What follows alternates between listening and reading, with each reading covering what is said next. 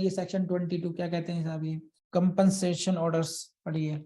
22 भी आ गया कंपनसेशन का ही आ गया। देखिए, in addition to other leaves, please ध्यान रखना, in addition to other leaves as may be granted under this act.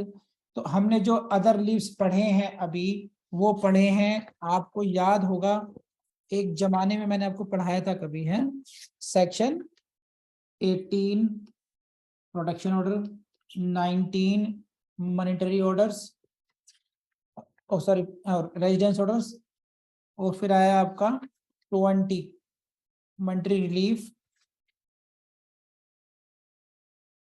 और 21 में आ गया कस्टडी ऑर्डर्स, और अब आ गया आपका कंपनसेशन ऑर्डर। तो उन ऑर्डर्स के अतिरिक्त, उन रिलीव्स के अतिरिक्त, in addition to the other reliefs, the magistrate में pass an order directing the respondent to pay compensation and damages। Respondent को डायरेक्ट किया जा सकता है कि वो कंपनसेशन दे, डैमेजेस दे, किस लिए? For injuries including mental torture and emotional distress caused by the acts of domestic violence committed by the respondent। समझा देता हूं, पढ़ लिया आप लोगों ने? डोमेस्टिक वायलेंस जो उसने की है, डोमेस्टिक वायलेंस के जो एक्ट्स हैं उसके द्वारा जो उसको, लड़की पीड़िता को मेंटल टॉर्चर हुआ है, जो उसको इमोशनल डिस्ट्रेस हुई है, वो जो इंजरीज हुई हैं, for injuries including mental torture and emotional distress, means physical injuries भी हो सकती है और इमोशनल तो है ही है। इनके लिए कंपनसेशन के लिए, इन सबके कंपनसेशन के लिए मजिस्ट्रेट ऑर्डर कर सकता है इन एडिशन टू दैट। लेकिन कब करेगा? ये रही बात, on an application being made by the aggrieved person. Aggrieved person के द्वारा एप्लीकेशन कर। हालांकि देखो ये सब में ओवरलैपिंग ही है, ये वहां पर जो मॉनेटरी रिलीफ है वहां पर भी यही सब कॉज, इंजरीज कॉज्ड बाय, ये देखो आप, ये सेक्शन 20 की लैंग्वेज में भी यही था, injuries caused by the domestic violence. यहाँ पर भी उन्होंने इंक्लूडिंग कर दिया, डोमेस्टिक वायलेंस में already mental torture, emotional distress आता ही आता है। तो ऐसा देयर वाज नो नीड कि एक संख्या और बढ़ाई जाए हमारे लिए, वो ऑलरेडी कवर्ड था। तो आप इसको सेक्शन 20 रेड विथ 22 पढ़ लेंगे, और सर है ओवरलैपिंग ही हो गया अब सारा भी। आई होप कि आप समझ पा रहे हैं इसको। कम ऑन एवरीवन, 23 से आ जाइए अपना। Section 23, power to grant interim and ex parte orders, heading से ही क्वेश्चन आएगा। Write down P for prelims. कहां पर interim and ex parte orders कौन से सेक्शन में पास हो सकते हैं? Section 23। In any proceedings before him under this act, magistrate के सामने जो प्रोसीडिंग, कोई सी प्रोसीडिंग्स हो, magistrate may pass such interim order as he deems just and proper. बस ध्यान रखिएगा, बस ये हो गई आपकी क्लॉज 1। क्लॉज 1 में बहुत टेक्निकल है, देखो एक एक लाइन टेक्निकल है, यह आसान है। बस एक पावर दे दी मजिस्ट्रेट को कि भाई जहां जहां जरूरत लगे वहां पर आप इंटरिम ऑर्डर पास कर सकते हो। बस magistrate may pass such interim order, इस प्रकार का अंतरिम आदेश पारित कर सकता है जैसा कि मजिस्ट्रेट को जस्ट लगे, न्याय उचित लगे, जैसा सही लगे वैसा ऑर्डर पास कर सकता है। कौन? मजिस्ट्रेट। मजिस्ट्रेट मतलब क्या हुआ? जुडिशियल मजिस्ट्रेट फर्स्ट क्लास या फिर मेट्रोपॉलिटन मजिस्ट्रेट। क्या करेंगे, क्या कर सकता है? इंटरिम ऑर्डर पास कर सकता है। कौन सेक्शन में करेगा? 23 में करेगा। हो गया प्रीलिम्स क्वालिफाई। क्या रखा है इसमें? अब ये आ जाइए क्लॉज 2 पर।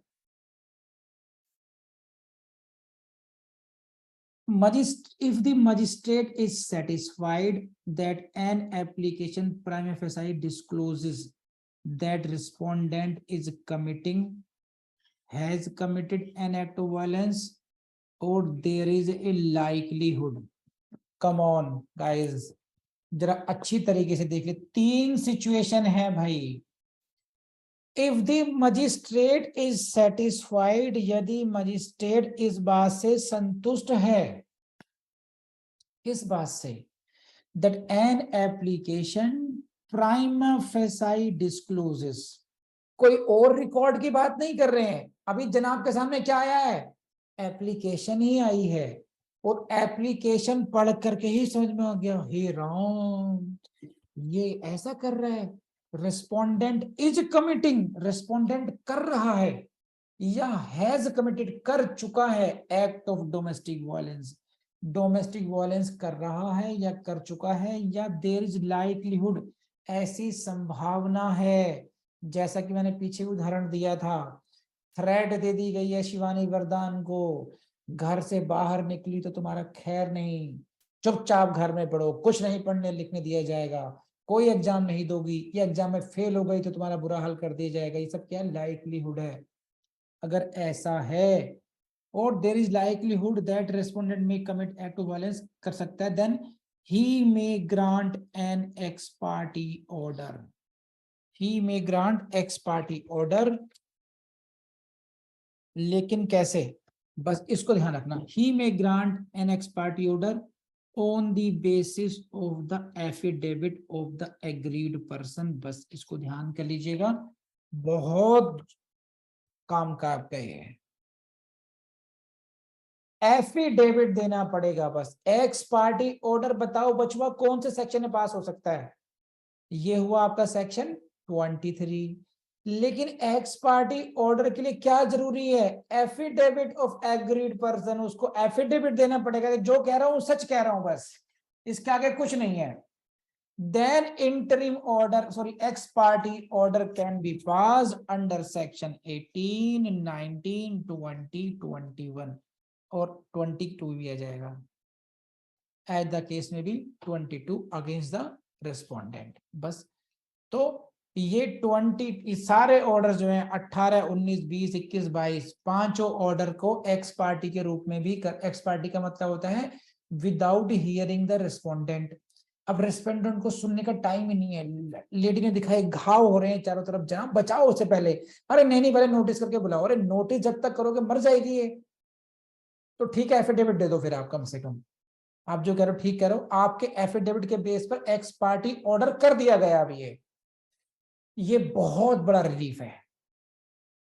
एक्स पार्टी ऑर्डर कब होते हैं तुम बताओ, अच्छा come on, x parte order तब होते हैं जब अपोजिट पार्टी नहीं आ रही है, नोटिस के बाद भी, सम्मन्स के बाद भी नहीं आ रही है, तभी होता है ना। यहां पे क्या हो रहा है, यहां पर क्या हो रहा है बोलो, यहां पर ये हो रहा है on the basis of the affidavit of the aggrieved person magistrate is satisfied, magistrate satisfied है कि प्राइम एफएसआई इन तीनों सिचुएशन में से कोई सी एक सिचुएशन है, कॉन्टिन्यू है, इज कमिटिंग, हैज कमिटेड, या लाइक्लीहुड है कि ऐसा होगा। बस कम ऑन, नहीं आई बात समझ में, बोलो आया ना, तो कितना बढ़िया था। एक एक बात काम आएगी, ध्यान रखना, एक एक अक्षर काम आएगा आपके एग्जाम में। और ये डोमेस्टिक वायलेंस तो यूपी जुडिशरी में है और राजस्थान में है, और अब ये लगभग हर जगह ही होगा, जहां पर इंक्लूडेड नहीं है वहां पर भी होगा ही होगा with the passage of time.